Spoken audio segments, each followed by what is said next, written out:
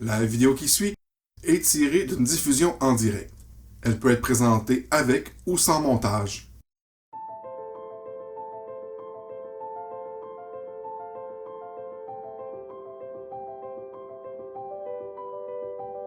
Donc, ce soir, c'est Fate, les défenseurs de Grimheim. Le Grimhan. Je connais Connais pas. pas? Ben, c'est Ah. un jeu édité chez Freaks Game, version française Intrafin Game, euh, compagnie qui édite et adapte les jeux Terraforming Mars Édition Sunrise, Terraforming Mars The Dice Game, Angel Fury, etc., etc. Donc, c'est un jeu de la famille Frixilux. C'est leur dernier Kickstarter qu'on a reçu il y a même pas une semaine. Et auquel on a joué 200 fois. J'ai joué 2 fois. Donc, ça nous permet ce soir de vous faire l'unboxing, puisqu'on a joué avec une autre version que la nôtre. Et en plus de ça, de vous faire la démo après. Mhm. Ça sera pas facile. C'était déjà difficile à 4. Je trouve ça plus facile à 2. Ouais. T'es laisse venir à toi, je sais pas. Mais oui, mais c'est parce que tu tires une carte par joueur. Ah, ok. Je comprends maintenant. Alors, ici, on est habitué avec les jeux. Tu m'accroches. Comme ça. On est habitué avec les jeux faits par Freaks Game que quand ils sont très en auto-édition, avec des illustrations qui sont pas au goût de tout le monde, des fois un petit peu trop simplistes. Là, ils ont fait appel à quelqu'un qui a fait des illustrations. On retrouve un peu l'essence de ce qu'on pourrait, pour ceux qui connaissent Nailbuck, dans le côté graphique. Ça m'a fait un peu penser à ça au moment qu'on a participé à la campagne sur le socio-financement. Et ça s'adapte très bien à la philosophie du jeu aussi. Les illustrations collent avec l'esprit du jeu. Donc, on commence avec un livre de règles qui n'est pas très gros. Enfin, c'est gros en périphérie, mais on voit qu'il y a quand même. Il est aéré. Il est aéré, il y a des bonnes illustrations. Pas long à lire. Là.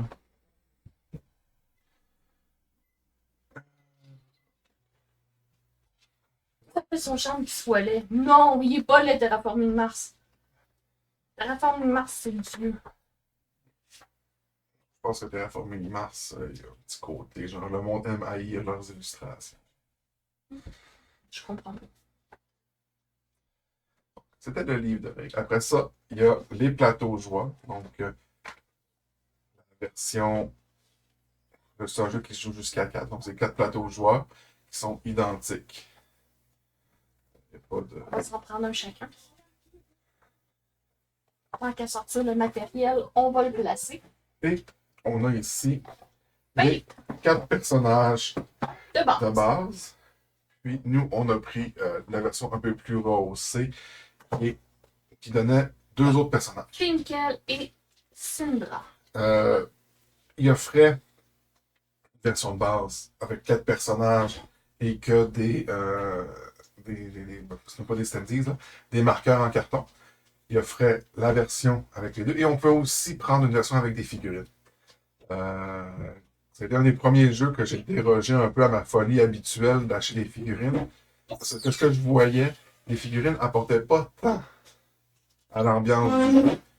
Puis, comme il y a des indications sur les pièces de carton que tu n'avais pas sur les figurines, ben, je trouvais qu'on perdait un peu de la représentation du jeu. Puis, étant donné qu'il il peut y avoir beaucoup de monstres, je trouve que mettre des petits dés à côté d'une figurine que ça n'aurait pas forcément suivi, ça pouvait devenir un peu chaotique comme Ok. expérience de gameplay. Fait que là, t'es en train de me dire que moi, je me suis habituée à un jeu, puis qu'on jouera pas de même. C'est la même chose qu'on a déjà joué. J'ai pas pris la version avec des figurines pour les monstres. Ok. Je Donc, pensais qu'il me disait qu'on n'avait pas de figurines pour les joueurs. J'étais comme, non. je te reconnais plus. Ça, les dés du jeu, donc on a des faces de touche. Des faces de touche n'est pas si c'est dans la forêt. Des runes qui vont permettre d'activer des capacités. Ça, puis des blanks. Donc, fidèle à mon habitude, je prends tout le temps des blanks. Non. Ouais, c'est... Quand tu tires les vilains, c'est pas des blancs. non, ça c'est vrai. Je parlais pour moi. On a Vas-y. la thune, comme diraient mes enfants.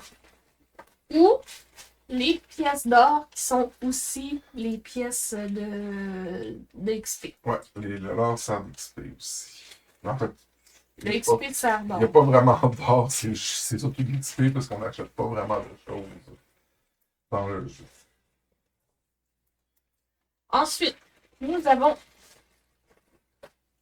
ceci pour les blessures. Donc, c'est cute, j'aime ça. C'est comme des petits gemmes qu'on a de différentes couleurs. Là. C'est le fameux petit gemme qu'on est habitué de voir. Ensuite, il y a les points de mana. C'est ça, hein? Oui. Mana. Et voilà. Moi, de mon côté ici, j'ai les cartes qui gèrent les monstres du jeu. Donc, on a ici des cartes supposément de base, mais qui vont amener des monstres légendaires. Qu'avez-vous fait à l'intérieur? Donc, on voit ici, attaque de 7, il va donner 6 XP, il y a 11 points de vie, puis il va venir à un endroit spécifique du tableau. On a différents monstres comme ça. Ensuite, on va dire, l'arrivée des monstres normaux. Donc, c'est une pioche normale. En gros, ça dit quel territoire ils vont venir, puis quelle sorte de monstre venir avec l'initiale du premier, leur premier nom. Oh, on a l'affaire la plus cute au monde. Continue à expliquer, puis je vais sortir. Ici, ben, c'est les monstres légendaires élites.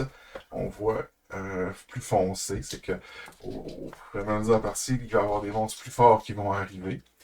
Donc, c'est le même principe que tantôt. Et après ça, on a les positionnements. Si on compare avec une carte de base, on voit qu'il y en a beaucoup plus qui arrivent. Et le but du jeu, ben, c'est un tower defense, donc il faut empêcher les monstres d'atteindre le village. Donc, plus il y a de monstres, plus ça devient difficile. On a les plus petits dés que j'ai vus de ma vie. Ils sont magnifiques. Ils sont tout petits, tout petits, tout petits.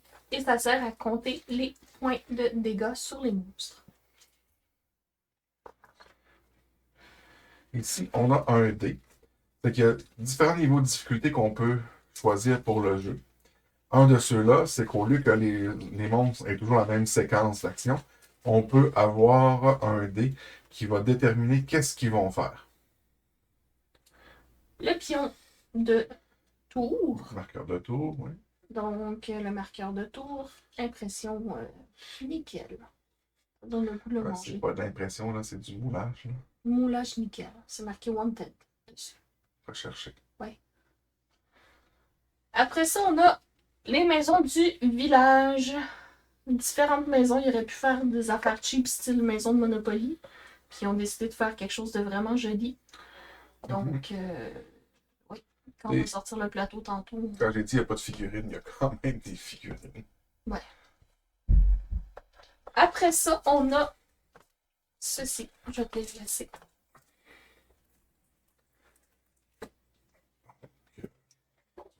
Du plateau de jeu. Ben, on va tenter ça. Allez, le plat. Donc, c'est un plateau 2 par 3, donc un plateau à 6 panneaux. Quand même gros, mais la partie pour les joueurs prend pas tant de place que ça. Mais bon, malgré notre... Non, là. On l'a au complet. Oui, c'est ce que je veux dire, mais malgré qu'on a notre grande caméra, ça prend quand même... Oui. Donc là, ici, c'est la place du village. Ici, c'est la place pour mettre les monstres, les morts-vivants, avec leur capacité, avec leur particularité à eux qui dit que si on lance des runes contre eux, ça leur fait aussi du dégât. Et après, on a des informations sur les morts vivants. Puis lui, ben, il a un bouclier en plus. Ici, on a ce qu'on appellerait les peaux vertes, donc gobelins brutes, bon, gobelins, orques, brutes et trolls. Donc, je vais dépuncher les monstres qu'on voit ici sur le board. Les boards. J'en mets 2 de chaque, ok? OK. Donc, le pack promo 3, c'est menace et résistance, c'est que ça transforme le jeu en mode campagne. Oh! Et là, plus ça va, plus on va rajouter des cartes menaces dans la partie. Chaque héros commence avec une expérience et une mana et une carte en main. Chaque joueur peut réparer un dégât d'un équipement à chaque tour s'il a agrimène. Donc, c'est des choses comme ça. Mettons qu'on regarde là, une menace. Là. Défense désorganisée. Débuter la partie avec une figurine du village en moins ou 2 en moins pour une partie à 3 ou 4 joueurs. Donc ça ici, ce pack-là, il permet vraiment de créer des effets qui vont Perdurer. dans les... Le plateau ici, on voit, là, il y a comme 2 pistes. Ça, c'est les pistes temporelles là, qui marquent la durée de la partie. On peut avoir une grosse partie ou une petite partie. Ça fait partie des modulations là, Plus facile ou plus difficile. Peux-tu me donner les packs de joueurs? Là? Ben moi, je dis qu'on va jouer avec ça, là. Parce qu'on l'a pas essayé. Donc, dans les packs de base, je ne les ouvrirai pas tout pour gagner un peu de temps. Ici, on a le pack des guerriers. Donc, on a un guerrier lourd ici, puis ici, plus une bretteuse. Lui, il va être plus axé sur l'équipement de défense. C'est ça que j'ai essayé, elle était plus axée sur quoi, genre ton équipement, puis tout ça. Attaque multiple. Non, pas attaque multiple. Elle faisait.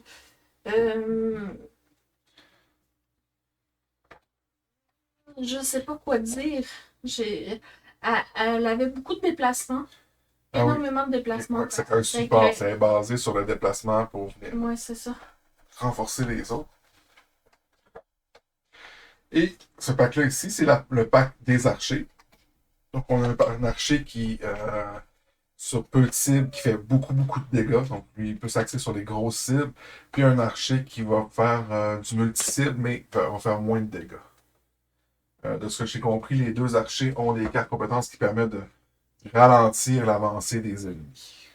Donc, nous, on joue avec ces deux-là, qu'on n'a pas encore essayé. Ils sont ceux la version héroïque. Donc, on a chaque personnage a sa figurine qui commence dans le village et une série de decks. Si je prends un. Alors, on a la carte du héros qui indique combien de dés il lance de base, combien il a de points de vie et sa capacité. Et sa carte a une carte de départ et une carte qu'on peut améliorer. Une version améliorée. Donc lui, bon, pour chaque rune obtenue, ajoutez un mana sur votre boule de feu. On voit que c'est un truc de casteur, je pense. Ben oui. Ensuite, on a des cartes capacité. Donc, on a une capacité de départ, la fameuse boule de feu, qui va stocker du mana. On a l'équipement de départ. Et après, on a un deck de capacité qu'on va pouvoir débloquer en dépensant de l'XP au cours de la partie. Chaque capacité a une version 1 et une version 2 qui est plus avancée.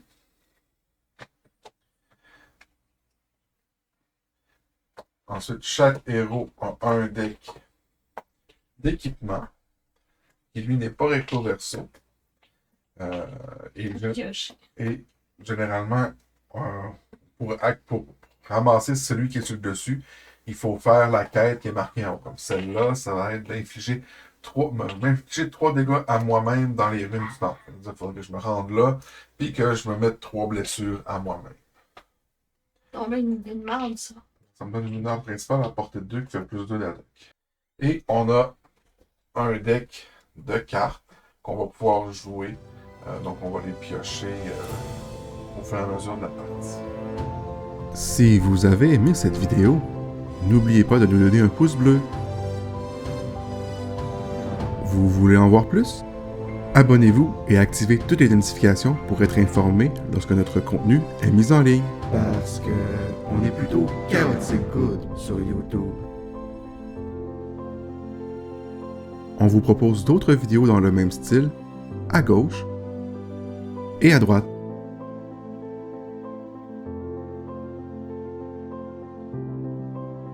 Et comme vous aimez les jeux de société, venez vous asseoir à notre table pour vivre des parties en temps réel et interagir avec nous sur Twitch TV, On est Game.